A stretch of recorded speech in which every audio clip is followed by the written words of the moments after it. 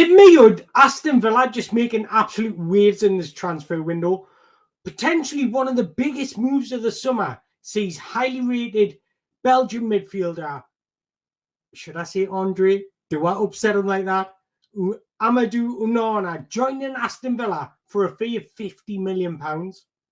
As Villa dawn on a UEFA Champions League journey, are they looking to add more steel to dominate that middle of the pitch? So welcome back, guys. Here's another episode. And yes, we're going to be profiling Amadou Onana and what he'll bring to Aston Villa. So we'll be looking at his strengths, weaknesses, and exactly where you'll fit in under Unai Emery. So if you are new here, make sure you hit the like button, hit the subscribe button so you don't ever miss out on another episode. So let's quickly profile Amadou Onana. Let's look at his background, where he first got into football. But born on the 16th of August 2021, which makes him 22 at this current moment. He began his career in Belgium for Anderlecht before moving to Brussels, before moving to Waregem, and then moving to Germany and joining Hoffenheim in 2017. He then left Hoffenheim in 2020 to join Hamburg. And in that same year, he made his professional debut for the club. What a debut was for the man. Even though they got beat 4-1, he came on in the 60th minute, and in the 89th minute, he scored a header, which made it his first goal in professional football. After seeing the season out with Hamburg, making 25 league appearances, he caught the attention of Lille in France. Then moved to the Ligue 1 side on August 2021, signing a 5-year contract. Then after a successful season, Onana began to gather attention from Premier League clubs, more Bundesliga clubs, clubs from Spain, but it was Everton that announced the signing. In August 2022, for a reported fee of £33 million, Onana signed a 5-year contract with the Toffees. But it looks like Aston Villa are about to announce a signing for £50 million for the midfielder. He's also been representing Belgium at every single youth level and also now plays for the senior team. But he was born in Dakar in Senegal. He was born to a Senegalese mother, but a Cameroonian father.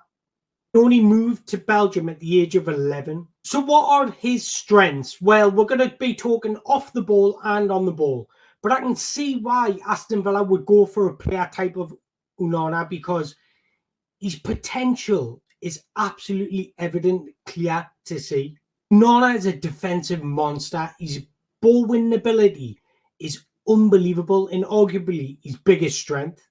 His body's extremely developed. He's big. He's got strong core muscles, which helps with his balance and his power through moments. Standing at 6'6", Onana is a man mountain of a figure. He's got presence on the pitch, and he's somebody you would not like to go in a duel with. Reason why? Because he's incredibly effective in duels. Not only effective, his toolkit's completely diverse as well. He can tackle, he can intercept, he can make ball recoveries, he can recover loose ball, he can contest aerially. He's extremely diverse in his defensive skills. Onana is consistently in the thick of the action. He hogs up most of the central areas. He's aggressive, he's strong, he's a physical specimen. His size and his raw athleticism give him a big zone control. And his long legs combined with good reaction speed means he can get the ball quicker than most people. But Onana averages a lot of duels per game. He'll win the ball back effectively. He truly is a dueling demon. But he tackles with a unique and less traditional style. You'll often see him use his rear leg to make tackle rather than his far leg, which is the traditional way. This actually benefits him because it allows him to outmuscle attackers and position himself accordingly to beat the man and win the ball. This is because he's extremely aggressive and will look to impose himself on opponents. This can be a good and a bad thing. But Onana is a machine at getting around the pitch. He covers a lot of blade of grass. He's a workaholic and looks to press opponents. He plays with a high-intensity, aggressive style and rarely gives opponents time on the ball, using his long strides to catch up with game, using his fast pace to spring up on attackers and poke the ball away or just dominate them physically. He's clever in the way he positions his body in order to maneuver the opponents off the way. If you go on strength to strength with him, forget about it because he enters beast mode and you've got no chance. But what's impressive is how frequently he gets his challenges right. Because of his sheer size, upper body strength, and raw athleticism, he's incredibly difficult to beat in one-on-ones. And he's incredibly effective when covering space or recovering loose balls. His height and his range and his long limbs give him a potential larger area coverage. Cast a larger covering shadow than a player that's smaller than him. Despite his physical presence and his tall height, he does very well to push off either direction. And what he's excellent at is using his arms and upper body strength to get himself between the ball and the opponent. Most of the time, not all the time, he's quite clever in the way he does it. He stretches the rules of the game, but sometimes he does draw fouls. He's not just effective in ground duels, he's aerially dominant as well. And that goes without saying with being 6'6", but his athleticism and his height that he can reach is admirable. He averages 2.24 aerial duels won per game. That's sitting in the top 5 percentile. The percentage of aerial duels won, he's sitting at 74.3%. That's in the top 1 percentile across Europe. He was a dueling monster in his first season, but they've really come on this season as well. So, for example, he was averaging 2.6 tackles per 90 in the season of 2022-23. 2023-24, that's what increased to 3.6 per 90. Tackles won is also increased from 1.5 to 1.6. And his tackles in every single third has increased. So he's recovering the ball higher up the pitch, forcing more turnovers. That's going to play nicely to Emery's tactics. But one thing that has reduced is dribblers tackled. This can be resulted in two things, because he's winning the ball back before the dribbler gets it, or he's getting beat more. Having a figure like Onana in front of your back four speaks well, because he's big, athletic, he's strong, and he's not scared to duel. He's fearless when it comes to tackling, and he's extremely effective in it as well. So what's he like in possession? Well, he's got above average footwork for a player of his size. He does prefer it when space is afforded to him, but in tight areas, he's got this unique way of stopping the ball dead just before doing a Cruyff turn or a little shimmy to get past the player. It's quite effective, really.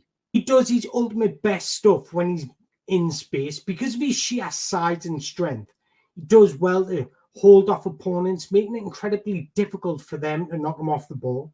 He's at his best when he receives a ball, and he's excellent in moving over the first 5 yards or the first 5 meters, and that's when he should release the ball. Doing that, you'll be able to release it to more creative players in more advanced positions, so it's just going to be a lot more effective. Remember, the ball moves quicker than the man. I'm saying this because I don't think he's got the substance of a Declan Rice who can carry the ball over larger distances, or a Yaya Toure where he can drive from deep and be a creative force as well as a goal-scoring force. So for me, he's at his ultimate best where he's dribbling over short distances, just powering through the first initial press and then releasing the ball. And I think that's what's something that Emery's going to coach into him, and probably something that Emery prefers, because he wants to move the ball up the pitch quicker. So what's he like in his passing sense? Well, his passing is not great, but it's not bad either. So you're not going to get a creative force where he sends a lot of through balls through. He's going to have the eye between a needle like a Cesc Fabregas. But he is quite good in just keeping the ball moving, keeping the ball ticking, playing it back when he has to.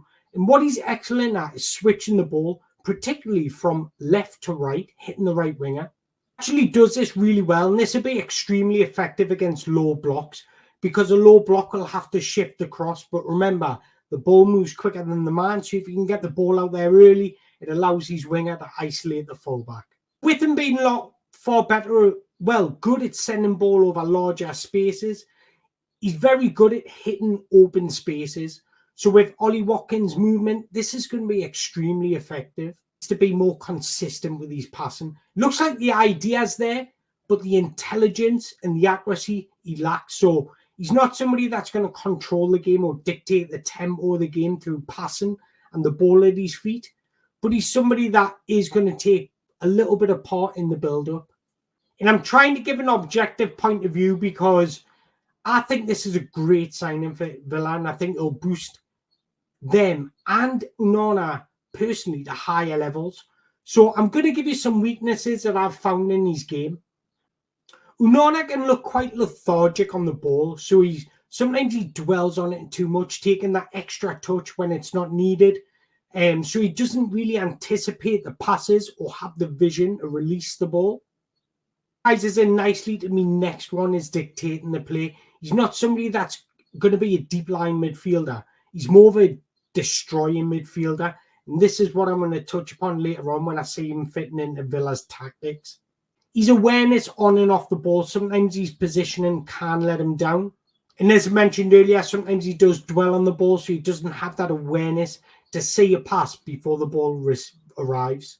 Last thing I want to point out is I love his aggression. I love aggressive players, but sometimes he can be too overly aggressive where in that season gets dribbled past because he's too committed, or he gives away needless fouls. So that's something that Emery's just going to have to channel his aggression to not let that happen, because when you're under the caution of Champions League night, you don't want to be giving away needless fouls to exceptional teams.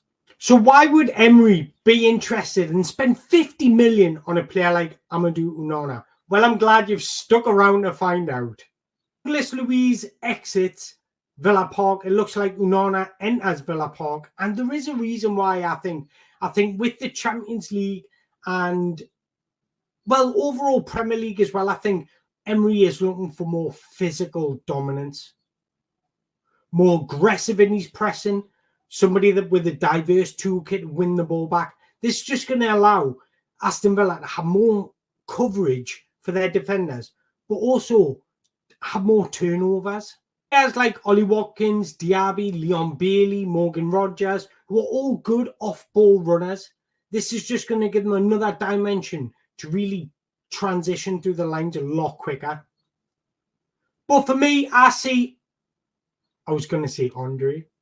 But for me, I see Amadou Onana's best position in a double pivot, because in a single pivot, you need to be more reliable in your awareness, in your defensive coverage, and you need to be better on the ball. I don't think Onana has got that awareness to play that lone role. I think he can do it against lesser opposition, should I say. So in the cup games, you could maybe play him there and get him used to that role and maybe build him up in that role.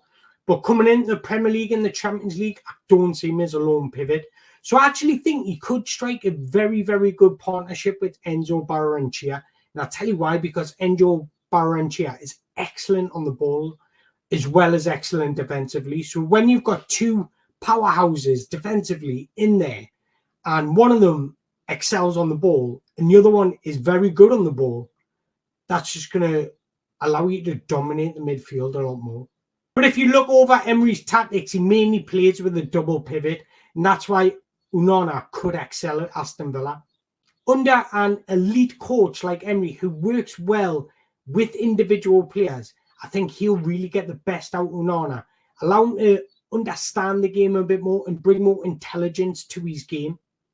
What I mean by that is when to go out and engage, when to maybe just cover space, sit back and block the lines. And that is something Onana is going to have to get used to. And that's why I don't see him as a lone number 6.